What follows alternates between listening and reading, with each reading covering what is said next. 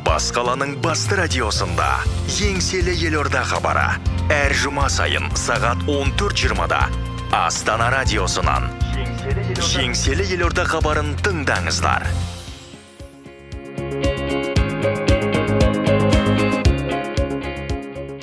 Армысыздар тыңдарман, эфирде елорданың тыныс-тіршілігінен хабардар ететін еңселі елорда хабары.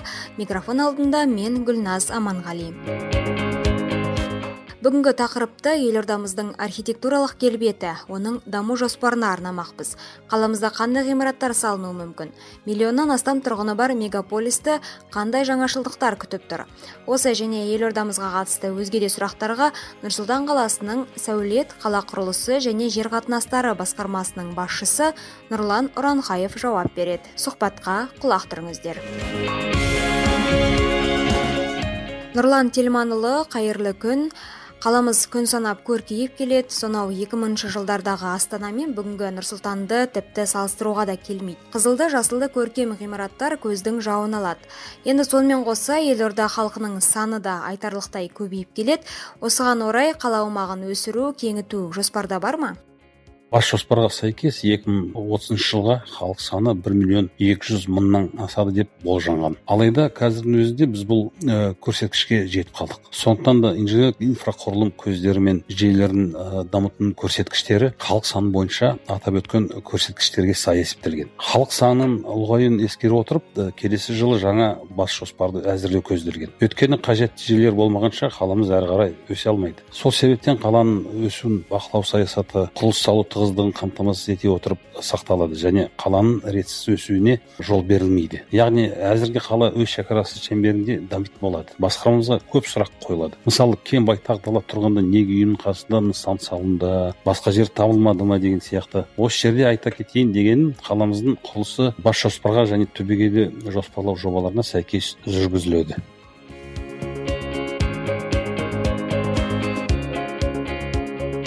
Нұрлан Телманұлы, сіз жаңа бас жоспар туралы айтып кеттіңіз. Білуімше, елордамызда 3D цифрлық бас жоспар болмақ. Осы жөнінде айтып өтсеңіз, бұл жаңа цифрлық жоспардың қандай артықшылықтары бар, тұрғындарға несімен тиімді? Қазіргі кезде Нұр Сұлтан қаласының 3D картасы жасалып, ғимараттар мен инженерлік желілер цифрландырылуда. 3D карта жаңа цифрлық құрал. Ол тірі организм ретінде толықтырылатын болады. Қай жерде қызыл желек тұр, қай жерде инженерлік желілер, бос жер учаскелерінде көруге болады. Бүгінге инженерлік желілер, ғимараттар жер учаскелерінің жартысынан астамы цифрландырылды. Қаланың 3D моделін құру жұмыстары жүргізілуде. 3D карта бұл геоақпараттық орталықтың аз ғана бөлігі. Геоақпарат орталығын құру инженерлік желілердегі жүктемені көруге, қала құрылысы процестерін болжауға және модельдеуге, бос жер учаскелерінде заманауи база құруға ұтымды пайдалануға мүмкіндік береді. Бұл өте өзекті жұмыс. Компьютерді ашып, Сәулет Астана KZ сайтымыздан нақты режимде қаланың барлық инженерлік желілерімен қоса жоғарыдан да төменнен де көруге мүмкіндік береді. Бұл өте қолайлы деп санаймын. Мысалы, қуаттылықты уақытылы арттырып, жөндеу жұмыстарын жоспарлау және жаңа нысандарды инженерлік желілерге қосу процесін жеңілдетеді. Сонымен қатар қала құрылысы процестерін модельдеуге және мектептер, балабақша, ауруханамен қамтамасыз ету қажеттілігі туралы мәліметтерді болжауға мүмкіндік береді. Тағы да айта кететін жаңалық, келесі жылы басқармамыздың барлық 18 мемлекеттік қызметтері онлайн түрде атқарылатын болады. Яғни жер учаскесін сатып алу, немесе құрылысқа рұқсат алу мемлекеттік қызметті сайтымыз арқылы онлайн түрде алуға мүмкіндік пайда болады.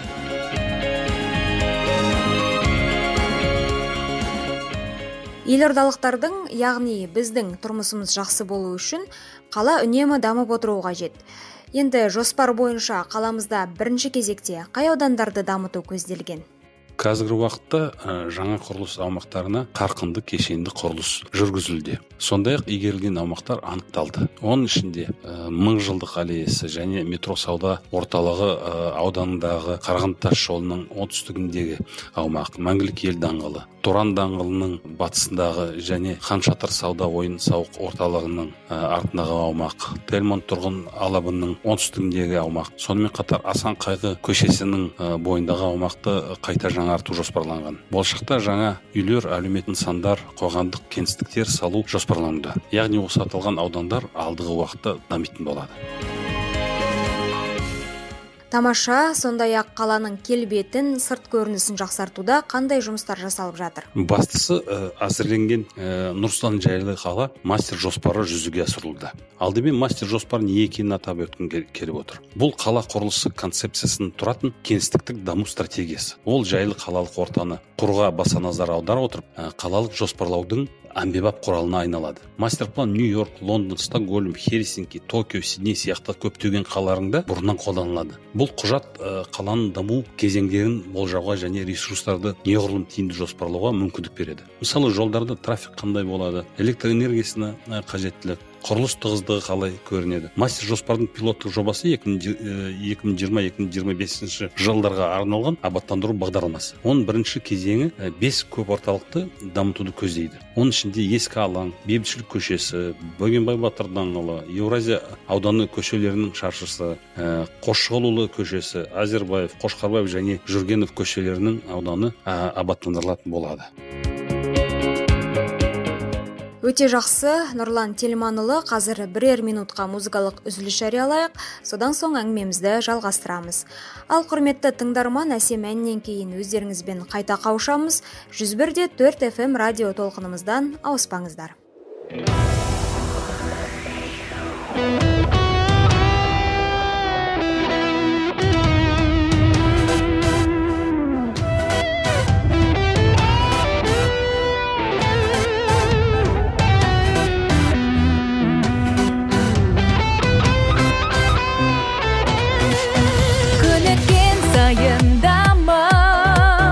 Бақытқа бағыт алып, қалықтай бер қырандай қанат қағып, есілдің бойын жайлап, бағыңда бұлбұл сайрап, күн кеше бер бойыңда намыс қайнап.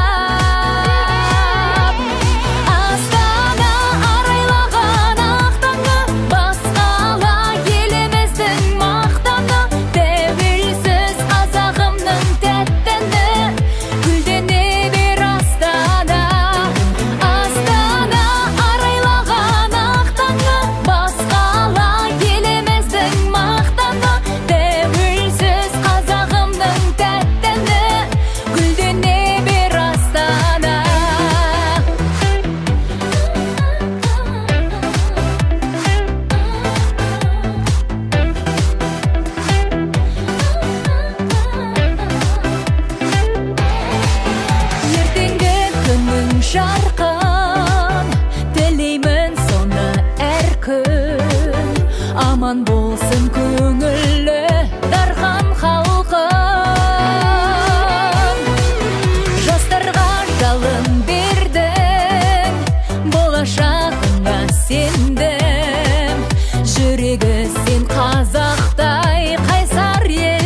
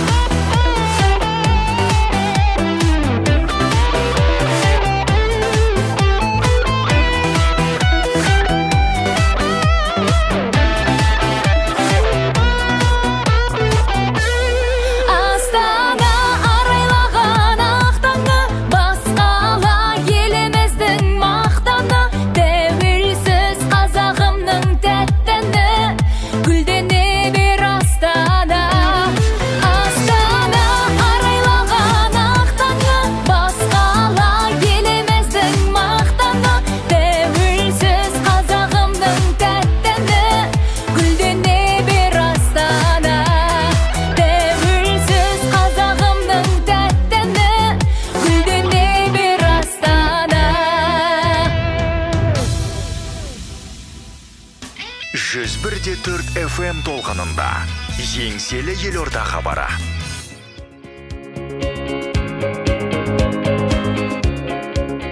Қадірменді тыңдарман, хабарымызды жалғастырамыз. Эфирі қонағын естеріңізге салайын. Нұр-Сұлтан қаласының сәулет, қала құрылысы және жер қатынастары басқармасының басшысы Нұрлан Ұранхаев.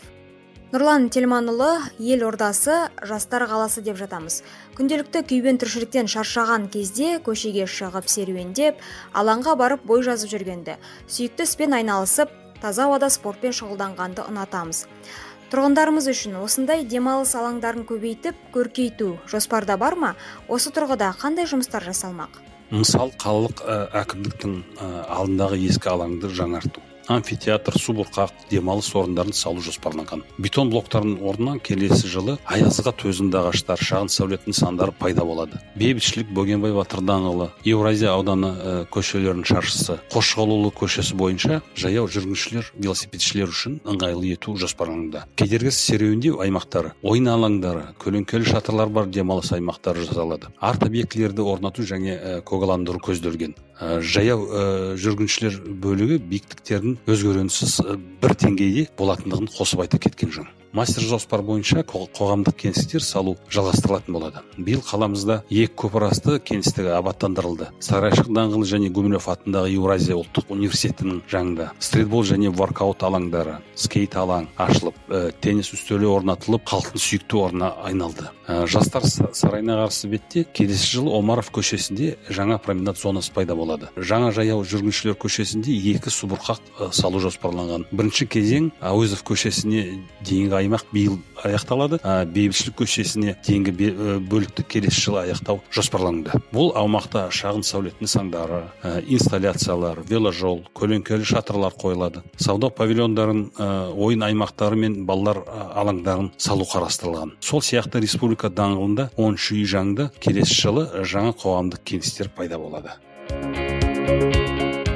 Яғни жұмыстар биыл басталып, келесі жылда жалғасын табады ғой. Тұрғындар үшін барынша қолайлы жағдай жасап, жаңа тартылыс нүктелерін құру жұмыстары Нұр-Сұлтан жайлы қала мастер жоспары тұжырымдамасы аясында жүргізіледі. Жалпы биыл елордада 50 қоғамдық орын, саябақтар, скверлер және 150 аула абаттандырылады. Сонымен қатар тұрғын аудандарында 3 ірі дене шынықтыру сауықтыру кешенінің құрылысы басталды. Келесі жыл тағы бір спорт кешенінің құрылысы басталады. Президент Қасым-Жомарт Тоқаев өз жолдауында экологияны қорғау, экотуризмді дамыту мәселелеріне тоқталған болатын. Осы бағытта не істеліп жатыр? Әрине, бұл бағытта жұмыс жүргізілуде. Мысалы, елордамызда 2 экологиялық саябақ салынады. Сондай жоспар бар.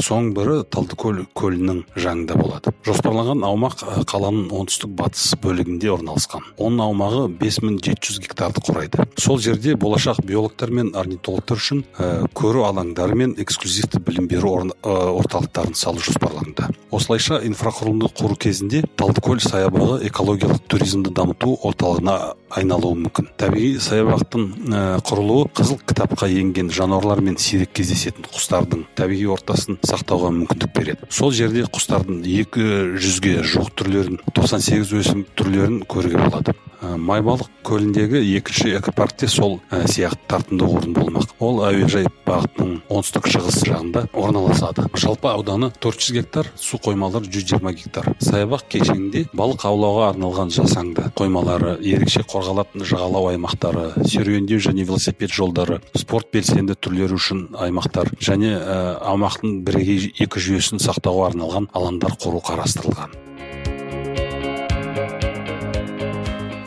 Нұрлан Телманұлы, қаламыздың бас сәулетшісі ретінде биыл қаламызда пайда болатын мәдени, спорттық және өзге де нысандар жөнінде айтып берсеңіз.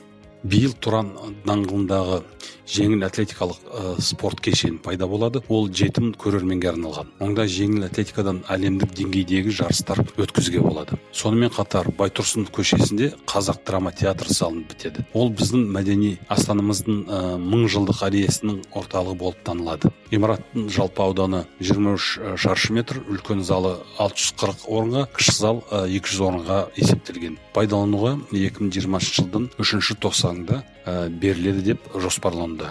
Мәңгілік ел және Қабанбай Батыр даңғылдарының қиылысында жаңа мешіт салынып жатыр. Ол орталық Азиядағы ең үлкен мешіт болады және 30 мың адамды қабылдай алады. Жоба дәстүрлі ою өрнектер мен сәндік элементтерді қолдана отырып жасалған. Келесі жылы пайдалануға беріледі. Сонымен қатар елордада иппотерапия әдісімен мүгедек балаларды оңалтуға арналған ат спорт кешені салынды. Ат спорт кешенінің құрылысы жылдың соңына дейін аяқтау жоспарланды.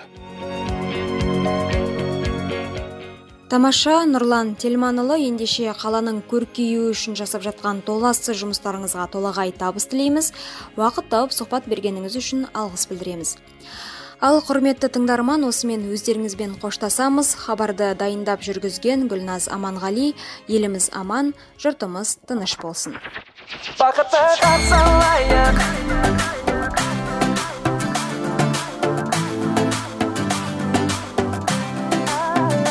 бақытты қарсалайық,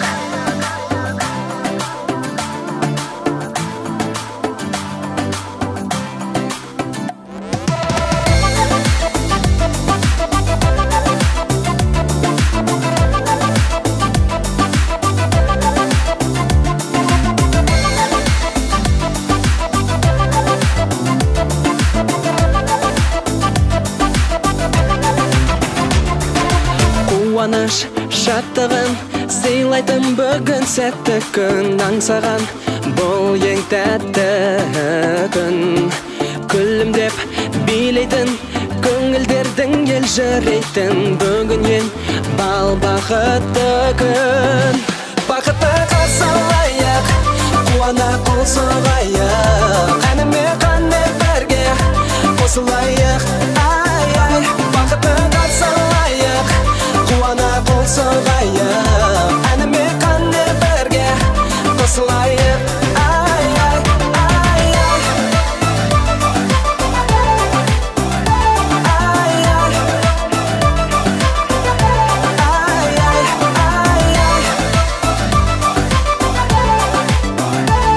ай-ай. Көңіл күй ашатын ән менен шашу шашатын бүгін той, бүгін сәтті күн. Ақ тілек жолдайтын, қуана күліп ойнайтын бүгін ең бал бақытты күн. Бақытты қарсалайық, қуана қол соғайық, әніме қане бірге қосылайық, ай-ай. Бақытты қарсалайық, қуана қол соғайық, әніме қане бірге қосылайық, ай-ай. Бақытты қарсалайық, қуана қол соғайық, әніме қане бірге қосылайық, ай-ай.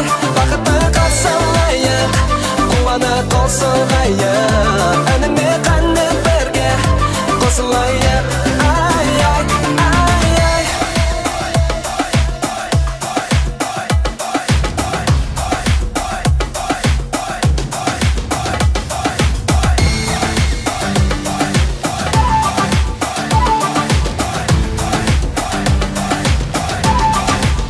ай-ай. Бақытты қарсалайық, қуана қол соғайық, әніме қане бірге қосылайық, қосылайық, қосылайық, ай-ай. Бақытты қарсалайық, қуана қол соғайық, әніме қане бірге қосылайық, ай-ай. Бақытты қарсалайық, қуана қол соғайық, әніме қане бірге қосылайық, ай-ай. Бақытты қарсалайық, қуана қол соғайық, әніме қане бірге қосылайық, ай-ай. Бақытты қарсалайық, қуана қол соғайық, әніме қане бірге қосылайық.